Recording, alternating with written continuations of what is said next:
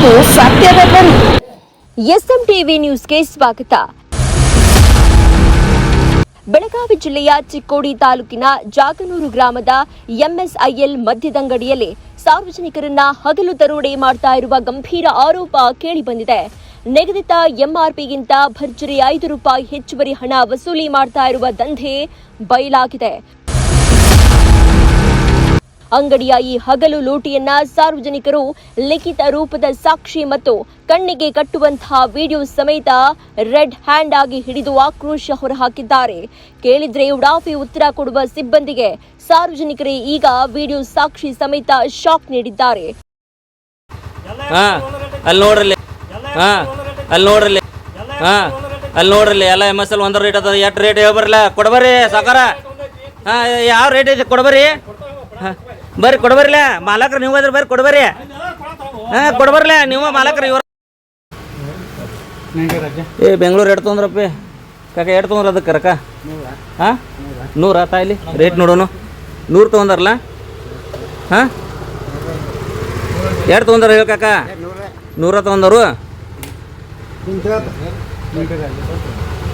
ಇದ್ರ ಮೇಲೆ 95 ರೇಟ್ ಐತಿ. ₹100 ತೊಗೊಂಡಾರ. ಏನು ತಡಿಪ್ಪ ನೀವು ಎಷ್ಟು ತೊಗೊಂಡ್ರು ತಾಯಿಲಿ ತಡಿ.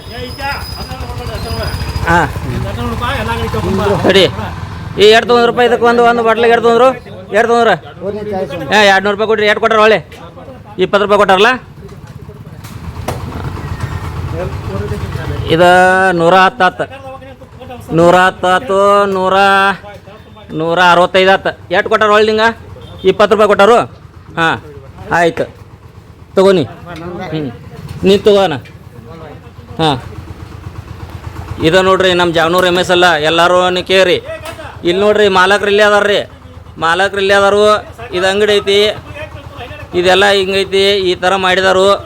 ರೊಕ್ಕ ಅಂದ್ರೆ ಅದು ಜಾಸ್ತಿನ ಇವ್ರು ಒಟ್ಟು ಒಂದೊಂದು ಬಾಟ್ಲಿಗೆ ₹5 ಜಾಸ್ತಿ ತೊಗೋತಾರು.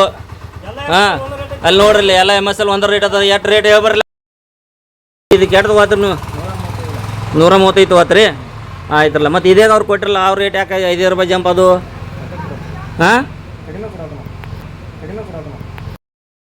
ಸರ್ಕಾರದ ನಿಯಮಗಳನ್ನ ಗಾಳಿಗೆ ತೂರಿ ಬಡ ಗ್ರಾಹಕರ ಜೇಬಿಗೆ ಕತ್ತರಿ ಹಾಕ್ತಾ ಇರುವ ಈ ಮಾಫಿಯಾಗೆ ಬ್ರೇಕ್ ಹಾಕುವವರು ಯಾರು?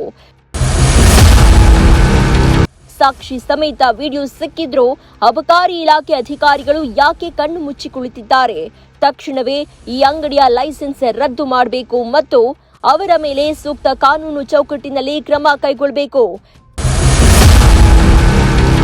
ಎಸ್ಎಂ ಟಿವಿ ನ್ಯೂಸ್ ಕನ್ನಡ, ಇದು ಸತ್ಯದ ಧ್ವನಿ.